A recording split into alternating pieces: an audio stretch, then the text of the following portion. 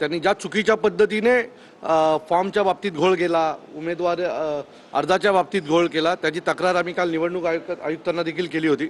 आज आम्ही ठाण्याचे जे निवडणूक आयुक्त आहेत, जे ठाणे महानगरपालिकेचे आयुक्त आहेत, त्यांच्याकडे तक्रार केली आहे आणि आता त्यांनी मला आश्वासित केलेलं आहे की पुढच्या 24 तासाच्या आत त्या मॅडमवर कारवाई केली जाईल आणि त्याची चौकशी करून पुढच्या 24 तासाच्या आतमध्ये नवीन आरोंची नेमणूक होईल। चौकशी आणि कारवाई केली तर पुन्हा उमेदवारी मिळणार काय? त्याच्या बघा, त्या मॅडम त्या ज्या कोणी लेडीज आहेत त्यांना असं वाटत असेल की हे झालं की त्यांचा विषय संपला, असं नाही। त्यांच्या पाठी आम्ही लागणारच आहोत। त्यांच्या प्रॉपर्टीपासून सगळ्याच्या इन्क्वायरी महाराष्ट्र नवनिर्माण सेनेकडनं केल्या जातील। माहितीच्या अधिकाराचा पुरेपूर वापर आम्ही त्यांच्यासाठी करू, कारण त्यांच्यामुळे अनेक तरुणांचं आयुष्य आज बर्बाद झालं। पुढील 5 वर्ष पुन्हा त्यांना निवडणुकीची वाट पाहावी लागणार आहे आणि त्यांच्या या संगनमतामुळेच ह्या सगळ्या गोष्टी शक्य झालेल्या आहेत। सो सगळ्यात महत्त्वाचं तर होतं की पुढची जर निवडणूक व्यवस्थित व्हायला पाहिजे असेल तर ह्या मॅडमची बदली होणं खूप गरजेचं होतं, त्यांना त्या जागेवरनं हटवणं खूप गरजेचं होतं। आत्ता आयुक्तांनी मला शब्द दिलेला आहे की 24 तासाच्या आत तिथे कारवाई केली जाईल। 24 तासाच्या आत जर कारवाई झाली नाही तर 25व्या तासाला आम्ही आयुक्तांच्या दालनामध्ये आमचं ठिय्या आंदोलन सुरू करू। अपेक्षित आहे की 24 तासाच्या आत या मॅडमच्या जागी नवीन आरोची नेमणूक होईल। प्रभाग क्रमांक 5 जे शिवाजीनगरमधला जो प्रभाग आहे तिथे अशाच प्रकारे चुकीच्या पद्धतीने फॉर्म बाद करण्यात आले। बळजबरी उमेदवाराच्या सूचक अनुमोदकाला घेऊन त्याचा फॉर्म विक्रम चव्हाण नावाच्या एका अपक्ष उमेदवाराचा फॉर्म बाद करण्यात आला।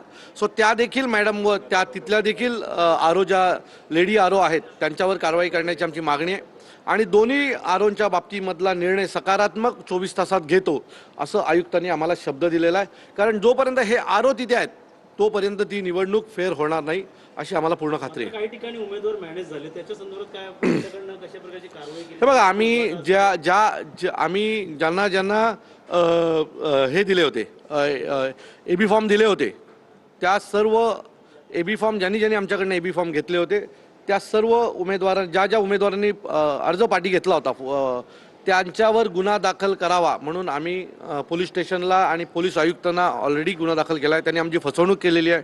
त्यांनी आमचा एबी फॉर्म घेतला आणि नंतर जाऊन एकनाथ शिंदेंच्या बंगल्यावर ते मॅनेज झाले असा आमचा आरोप आहे। कारण आम्ही जो एक व्हिडिओ प्रस्थापित केला त्यात एक कॉन्स्टेबल आहे, पोलीस कॉन्स्टेबल, तो त्या उमेदवाराला घाग नावाच्या उमेदवाराला घेऊन उपमुख्यमंत्र्यांच्या घरी गेला आणि तिथून तो जाऊन त्यांनी अर्ज पाठी घेतला। तो गंगेत आंघोळ करायला तर गेला नव्हता ना, गेला असेल तर पैशाच्या गंगेमध्ये उडी मारायला गेला असेल। सो अशा लोकांवर पण गुन्हा दाखल झाला पाहिजे जे पक्षाचे फसवणूक करतात। हे पक्षाचा उपयोग करून पक्षाचा एबी फॉर्म घेऊन तुम्ही जर तुमची घरं भरणार असेल तर ते आम्ही खपवून घेणार नाही। अशा लोकांवर देखील गुन्हे दाखल व्हावेत असं पत्र आम्ही 2 दिवसापूर्वी पोलीस आयुक्तांना दिलेलं आहे। आज आरोंच्या बाबतीत आम्ही तक्रार केलेली आहे आणि जी निवडणूक ह्या लोकांना एकदम सोपी वाटते ती निवडणूक सोपी होणार नाही ही गोष्ट सत्ताधाऱ्यांनी लक्षात ठेवावी। आरोनी ज्या पद्धतीने तुम्हाला उत्तर दिली सकारात्मक होते आणि ती उत्तर तुम्ही ह्या दालनात सांगितलं का? मी आयुक्तांना आणि काल निवडणूक आयुक्तांना जे काय घडलं ते सगळं दाखवलं। आरोच्या केबिनमध्ये त्या दिवशी जो काय राडा झाला त्याचे व्हिडिओज आमच्याकडे होते ते आम्ही त्यांना दाखवलेले आहेत। त्यांनी जे कबूल केलं होतं त्या दिवशी की होय माझ्याकडनं चुकी झाली, तो फॉर्म डिस्प्ले करायला हवा होता, तो माझ्याकडनं झाला नाही। दुसरी गोष्ट, डिस्प्ले केल्याच्या फॉर्ममध्ये पण चुकीचा ॲफिडेविट लावल्याचं त्यांनी कबूल केलं होतं, तीही गोष्ट त्यांना आम्ही सांगितलेली आहे। आणि अशा प्रकारे जर आरोज वागत असतील तर आम्ही विश्वास कोणाचा ठेवायचा? तुम्ही जर स्वतःला निवडणूक आयुक्त म्हणून तिथे काम करत असता किंवा आरो म्हणून काम करत असता आणि मी म्हणजे इथली प्रमुख असं जर तुम्हाला वाटत असेल, तुम्ही स्वतःला जर देवाचं रूप देत असाल तर तुम्ही देवासारखे वागले पण पाहिजे, तुम्ही दानवासारखे वागून जमणार नाही। त्यामुळे या आरोवर कारवाई, वृषाली पाटीलवर जोपर्यंत कारवाई होणार नाही तोपर्यंत आम्ही शांत बसणार नाही। म्हणणं आहे की निवडणूक जी पारदर्शक आहे। काय ते बापरे, एवढी सत्ताधाऱ्यांनी एवढी पारदर्शक निवडणूक केलेली आहे की निवडणुकीत मतदान करायची गरजच नाही। याच्यापेक्षा काय चांगलं पारदर्शक